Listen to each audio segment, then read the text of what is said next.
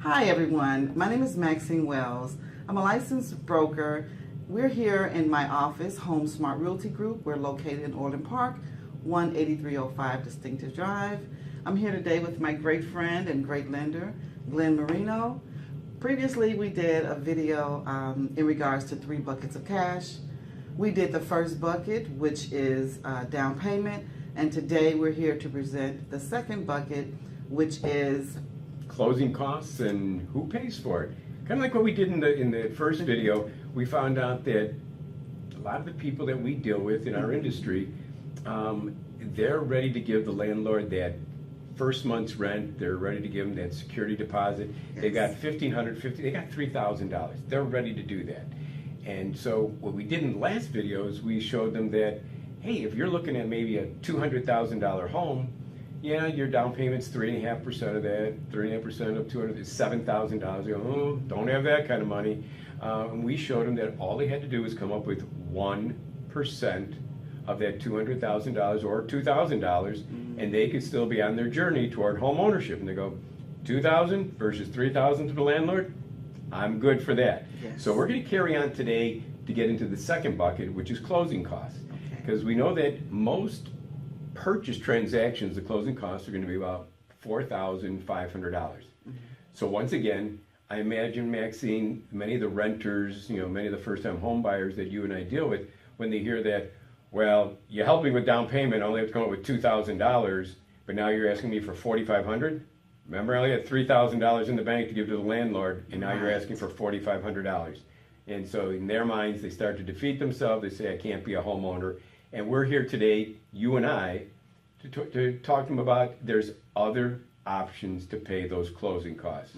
So we brought the whiteboard out again. awesome. So let's go give them a little bit of this whiteboard. Okay. So what Maxine and I have done here is we said, who pays the closing costs?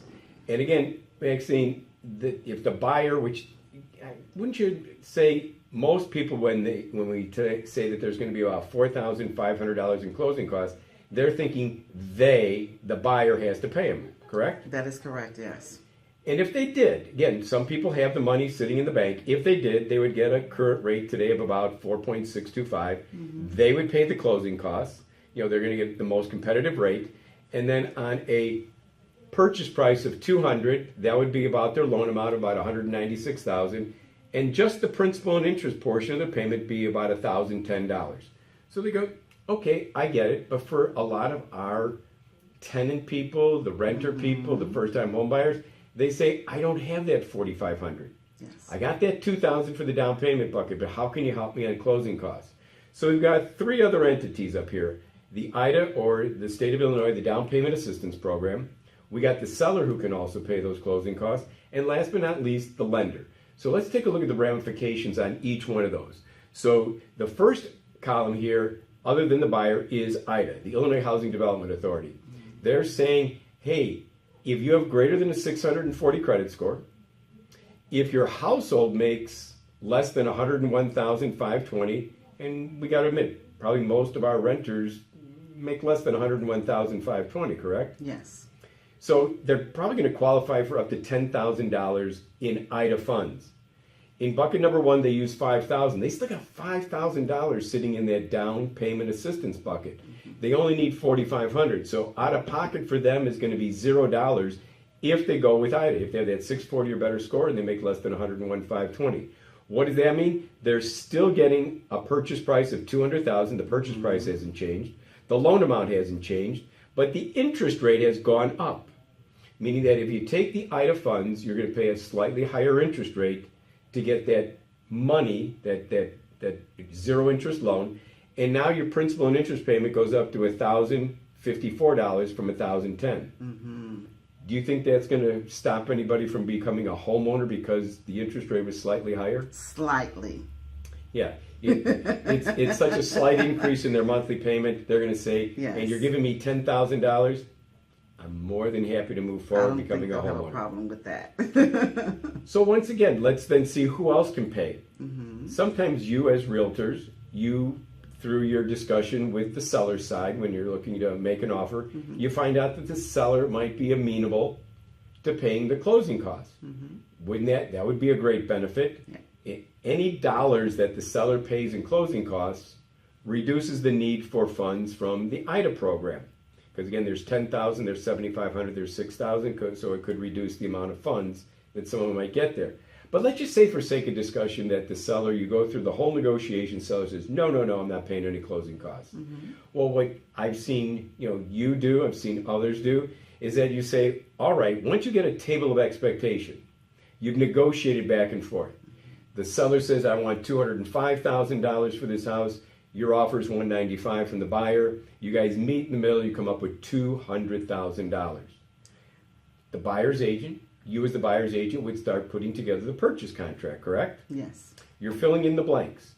And then all of a sudden you stop, you pick up the phone, you call back to the seller side and say, guess what?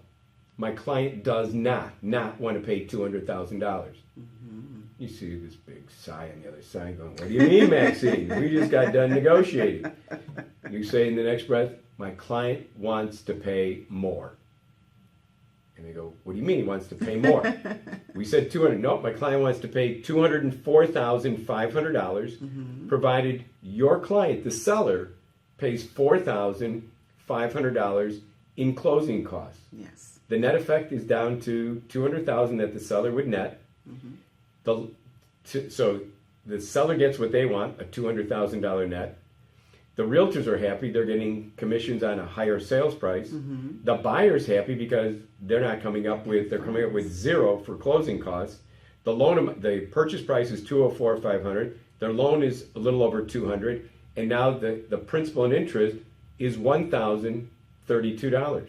Okay. They go, again, very reasonable mortgage payment that they have to make, and so this becomes a very viable option. The only weakness to that strategy is you as realtors have to make sure that the property will appraise for at least $204,500. So you're only going to employ that strategy when you feel confident that the value is there should you gross up the purchase price. Okay. The last entity that can pay closing costs is the lender. And how does the lender do that? Well, what they do is they start out with a market interest rate, 4.625. If the customer is willing to accept a higher interest rate, so for every 8, 4.75, 4.875, 5%, up to 5.25 here, the lender will then give a credit back to the borrower to pay the closing costs. So once again, with a higher interest rate, the lender will give a credit such that out of pocket, our customer pays zero in closing costs. So what does that mean? It means it's still, they're buying it for $200, the loan's $196, but because the interest rate's 5.25, the principal and interest payment or portion of that is $1,084. So you kind of exhaust all the options as you move across here.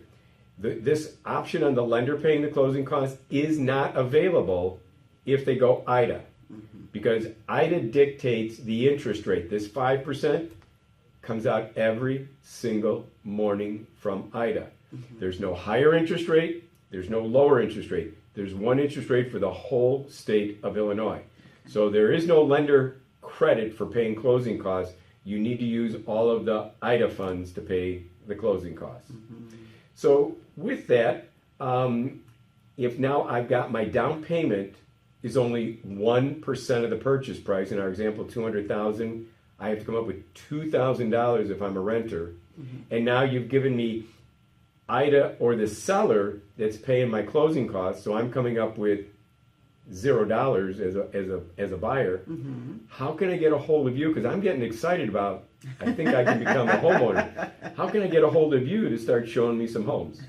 Well, you know what? These are so many great options. As a renter or new home buyer, there's so many ways that you can fit into this program. So if you're interested, just give me a call. My contact number is 773-243-9126. And to get a hold of me, Glen Marino at First Centennial Mortgage, my phone number is 630-983-3604. We'll get you pre-approved free of charge. I'll also let you know that you can just go to your app store, download FCM Express.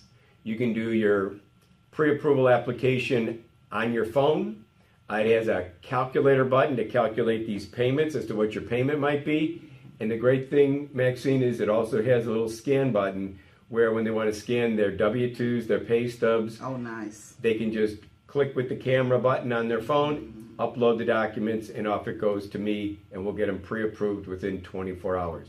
So get a hold of us. We're interested in helping you become homeowners. We look forward to seeing you in the next video where we're going to talk about escrows, who pays. Yes. Have a great day. Thanks for tuning in.